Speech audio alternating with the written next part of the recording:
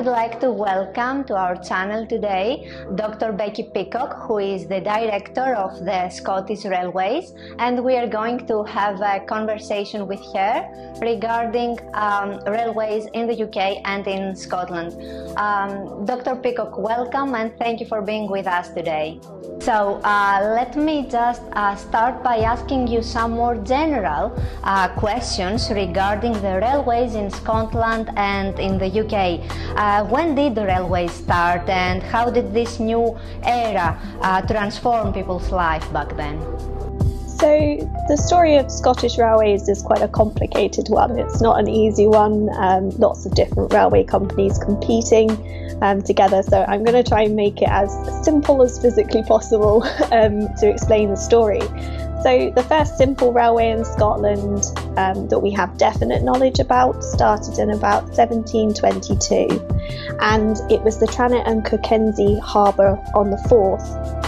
And it basically was long before steam power had been introduced, and so it was a simple what we call wagon way, and that was basically wagons of coal would run down due to gravity down the railway, and then horses would haul them back up. So really nice and simple, nothing overly complicated, but kind of the first railway that exists in Scotland, although not what we would think of as a railway. And then the first public railway or passenger railway in Scotland is built in, or starts in 1808 with an Act of Parliament, and that is the Kilmarnock and Troon Railway, and that opened in 1812 to passengers. And so that's really kind of the first traditional railway from what we think of today, started in 1812. For Scotland, the railways had a huge impact. Scotland is quite, I suppose, an isolated part of the British Isles. It is very variable in its environment and in its geography, and the railways really allowed the development of that, the movement of goods, people. We start to see, great industries starting to come up in Scotland. The engineers from Scotland were now being known all over the world with the advent of the railway. Coal, steel, shipbuilding, engineering. Scotland became a hub for these, and it brought prosperity that hadn't been there before. And so the railways had a huge impact on Scotland itself, and it was a definite means of bringing development to places like the Highlands, where they had been very cut off from most places. They're not easy to navigate. And so what we see is where the railway doesn't reach in Scotland, you don't see much in terms of development. So the railways were very much about where places were prosperous or not.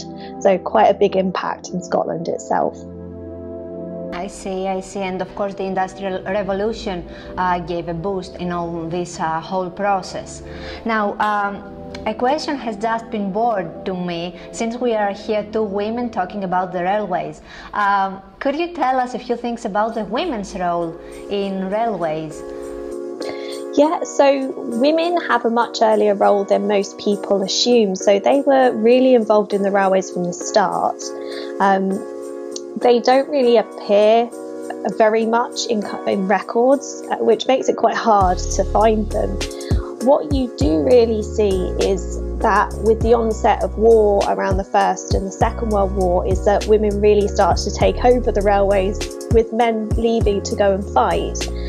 And they really take on this challenge. There was a lot of prejudice around women taking up railway jobs. They were seen or kind of deemed to be physically unable to do the job. It's quite a physical labour. And then they also were deemed to be mentally unfit for the job, which I think is quite cruel. They were originally given quite simple tasks because men seemed to think that they weren't capable of the more complicated tasks on the railway. And what is great is that women showed them that that wasn't the case. And you see huge amounts of women taking on these roles in the First and Second World War. The problem is that once war ends, women are pushed to the sidelines again. And after the Second World War, we have to kind of fight our way back onto the railways. And it's nice to see in the modern day a lot more women on the railways, female drivers, female engineers, and I think that's a really great aspect, is that there is this continuation of the hard work that those women did in such perilous times and such hard times, that we're still continuing. So they did play a role, and they still do, actually. No discrimination matters anymore, and things get better, I suppose. Are women employed still? I suppose so. Yeah, so there are lots of women employed on the railway, and we have some really wonderful major railway companies in Scotland that are very proud to employ women on their railways, which is really nice and inclusive. But you know, there was a lot of prejudice to overcome, and I suppose there's still some that exists around that needs to be broken down, but we're getting there, definitely getting there.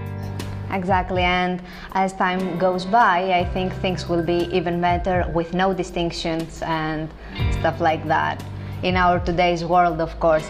Now, going back to the museum is operated by the Scottish Railway Preservation Society. Can you tell us a few things about it? Yeah, so the Scottish Railway Preservation Society started in 1961, and this was really in a reaction to the dramatic changes that were going on around the railway at the time. So what we would have been seeing at this time is the reduction in the railways due to the Beeching report. This was happening all over the UK, so it wasn't just Scotland that was facing, you know, huge changes to its railways. And so the Scottish Railway Preservation Society started, and their aim was to establish a museum of railways in Scotland, which I think is absolutely lovely that that was their aim.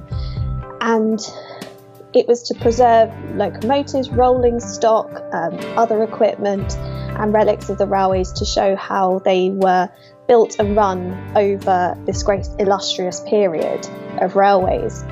And in 1964, the Society got its own depot in Falkirk, and they had this huge building, which originally they thought they wouldn't be able to fill with collection, and unfortunately shortly after they had completely filled it with stuff that they were beginning to save from the railways being closed.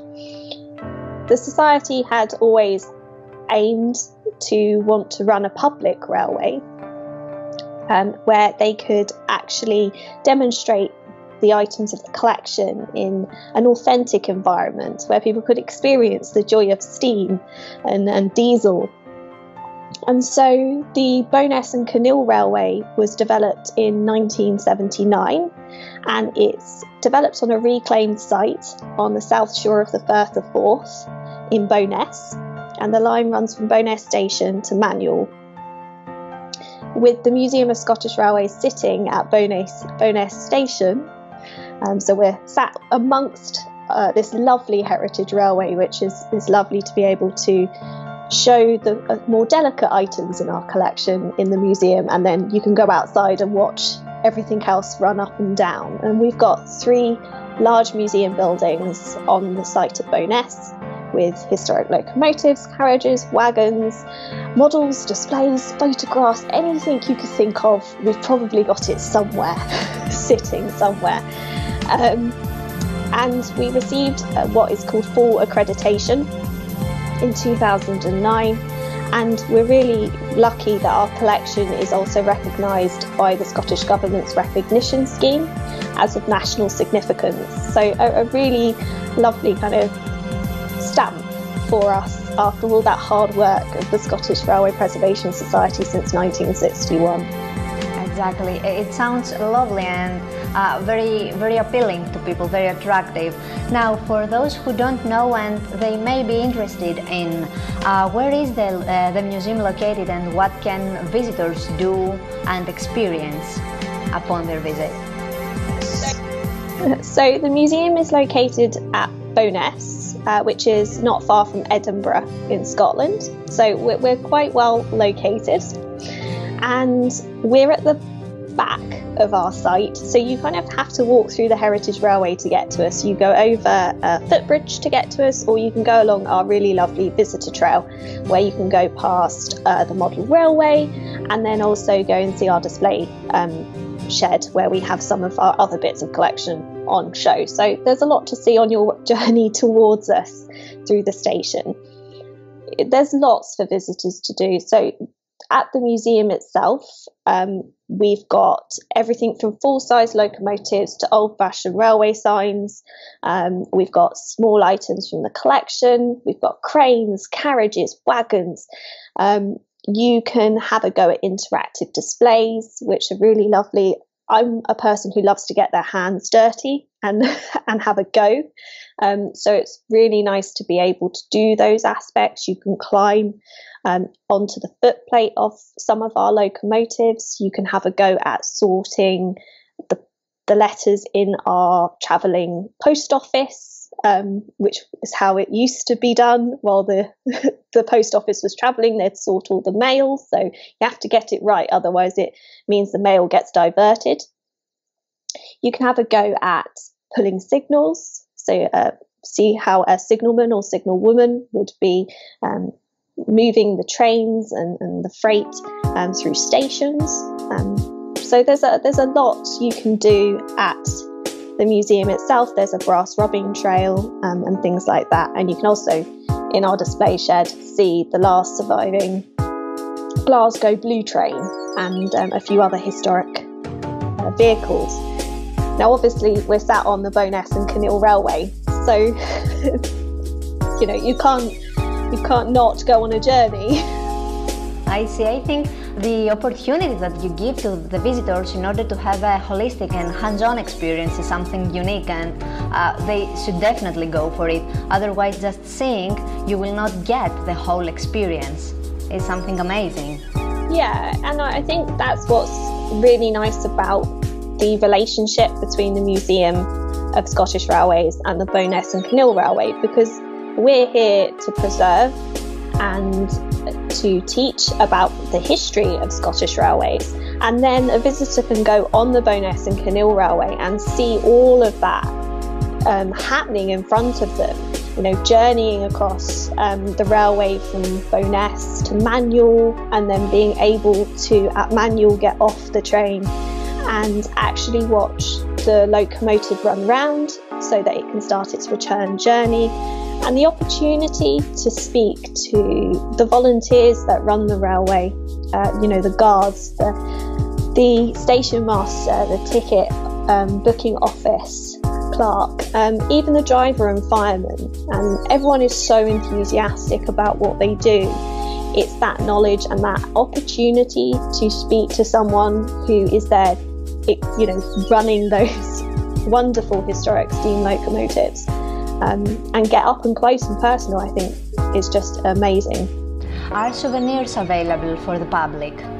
Yeah, so we have a really lovely gift shop at Bowness Station, where people can buy all lots of different things, from books to a few more enthusiast-based souvenirs. We have toys, pencils, pens, you name it, it's probably there, and it's always got to be train themed. So, there's lots to browse and buy. So that's lovely to hear, and hopefully we will have the chance to experience it in person under normal circumstances, as well said. Well, I would like to thank you very much for being here with us today. Dr. Becky Peacock, thank you very much. Thank you. Thank you. It was very nice hearing from you. Thank you. Thank you.